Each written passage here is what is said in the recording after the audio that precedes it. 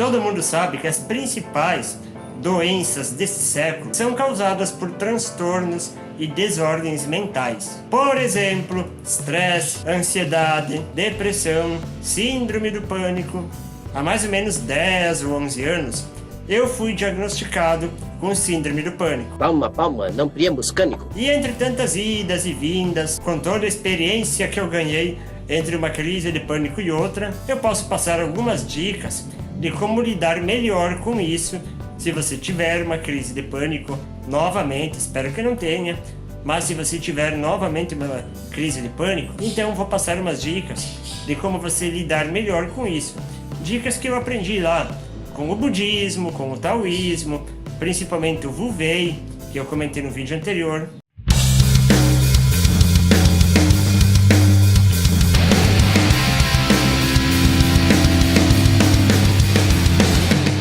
Bom, eu não sou especialista em questões hormonais, fisiológicas, patológicas, psicológicas, blá blá blá-lógicas, então eu vou me limitar a falar apenas da questão espiritual ligada aos acessos da síndrome do pânico. A síndrome do pânico, para quem não sabe, é basicamente o medo de morrer. Quando uma pessoa está em meio a uma crise de pânico, ela tem claramente a sensação de que está morrendo. Começa a suar, palpitação no coração, respiração ofegante, uma angústia sem fim. E quando a pessoa ainda não sabe que ela tem síndrome do pânico, ela tem praticamente certeza de que naquele momento ela está batendo as botas mesmo. Olha, eu sinceramente, eu não acho que o ato de morrer em si seja tão ruim quanto uma crise de pânico do modo geral. Não tem como, né? Salvo se o modo como você morrer seja provocado por uma doença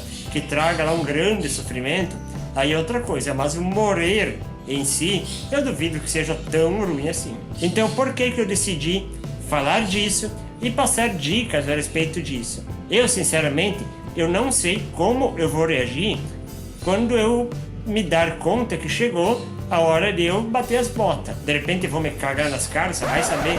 Mas tendo conhecimento de como as coisas funcionam, inclusive conhecimento espiritual de como a morte funciona, as coisas podem e devem se tornar mais fáceis. Porque veja bem, nós sabemos que após a morte do corpo físico, as coisas não acabaram não.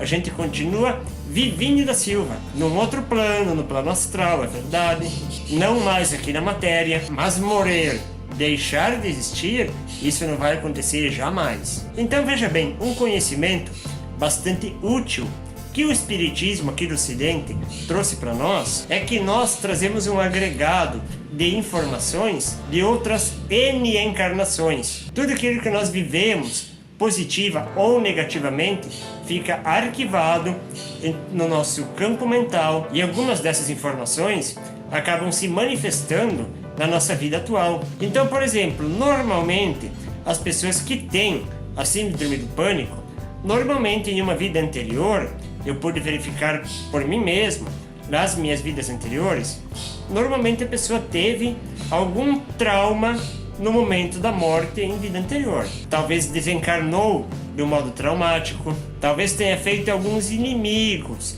naquela vida que continuaram perseguindo o cara lá no plano astral. E o pior é que normalmente as pessoas que vêm com a síndrome do pânico, normalmente, não são todas, mas normalmente elas têm algo de sensibilidade espiritual, o que faz a sensação negativa se ampliar ainda mais. Mas claro, isso é de um modo genérico.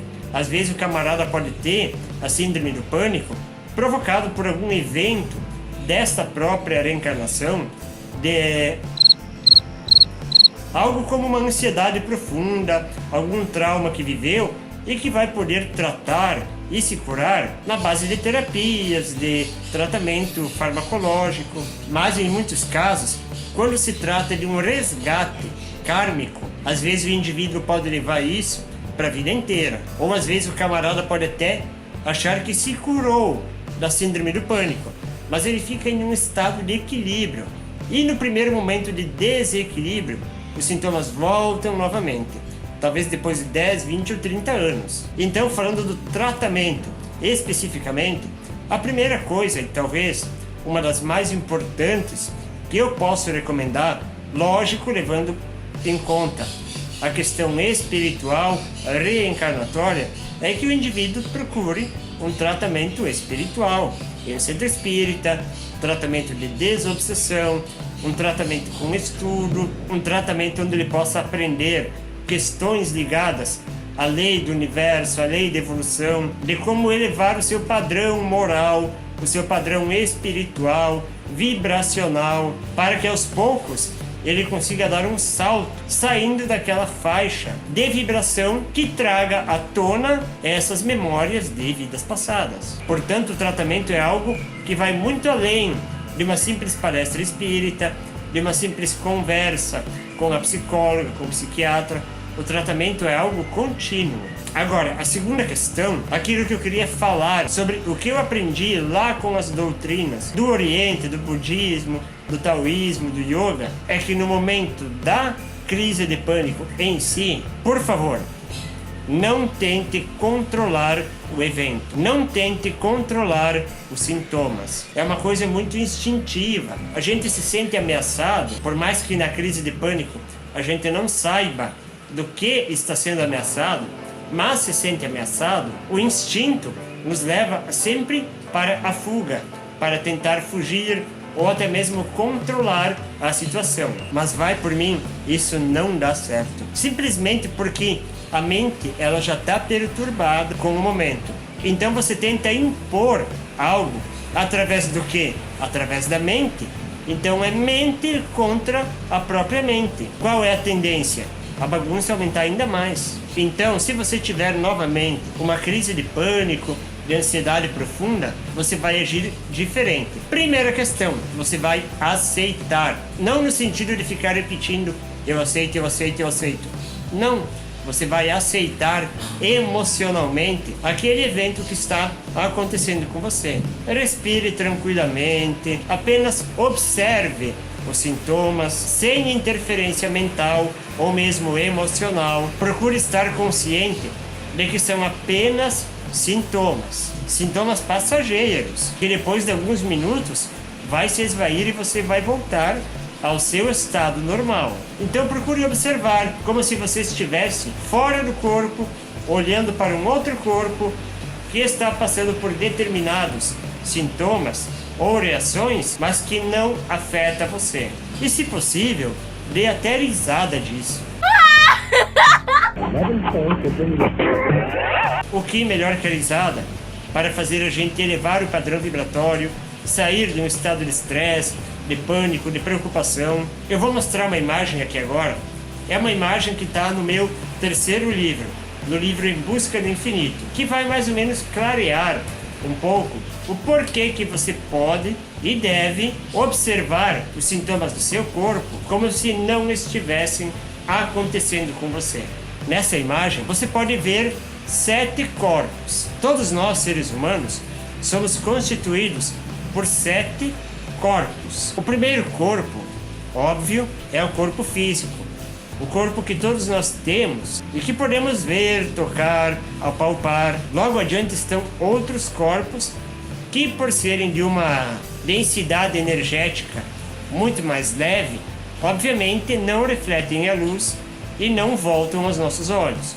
Por isso nós não enxergamos. Mas vamos pular alguns corpos e vamos ao corpo número 4 e 5. Que compõe a nossa mente. Surpresa! A mente não está no cérebro. Então você pode ver que todas as confusões, todas as preocupações, todos os medos, todos os traumas, todas as angústias, elas estão aqui nestes corpos, que obviamente se refletem nos níveis abaixo, incluindo o corpo físico. Mas, tcharam! Qual que é a sua verdadeira essência? Será que é algum desses corpos? Ele é exatamente o último corpo, o corpo monádico, ou simplesmente corpo átmico, que é a nossa centelha divina, que é a nossa consciência maior, que é a parte do divino em nós. Essa é que é a nossa verdadeira identidade. Então sim, Por isso que eu repito e insisto, por mais que uma crise de pânico esteja te afetando, por mais que algo esteja afetando o seu corpo, não vai passar disso. Vai afetar apenas o seu corpo, a sua essência, o seu verdadeiro eu, o infinito que existe em você vai continuar intacto. Esteja consciente disso. Entenda que você é o observador e que no momento que você observa um medo, uma ansiedade ou um pânico, este pânico jamais vai poder atingir a sua essência. Você observa, mas o observador jamais é atingido. Leandro, então se eu dominar essa técnica, quer dizer que eu posso parar de tomar os remédios? Não, não e não. Ora, eu não sou médico, não sou especialista disso. Talvez com o tempo, após muita prática, após muita melhora, você vai poder ir diminuindo o medicamento, mas somente com a orientação do seu médico. Mas, obviamente, o processo é longo e não é de uma hora para outra que a gente vai se livrar e se curar dessas questões. Eu posso apenas ensinar como você reagir. Portanto, estude, busque conhecimento espiritual, busque o autoconhecimento, vá se transformando dia após dia, esteja em contato com a natureza, procure levar uma vida de alimentação mais natural, evitando refrigerantes, bebidas alcoólicas. Pense com muito carinho em partir para uma alimentação vegetariana ou até mesmo vegana. Talvez possa levar uma vida toda para acontecer a cura. Mas o que é a cura afinal? Será que um corpo doente não é apenas o reflexo de uma alma doente? Então vamos curar primeiro a alma e o corpo vai se curando automaticamente com o passar do tempo. Por hoje é isso, agradeço a todos, espero que eu possa ter ajudado. Vou deixar na descrição do vídeo de hoje um link para você poder fazer doações ao canal através do PagSeguro. Grande abraço a todos e até a próxima, sem pânico, por favor.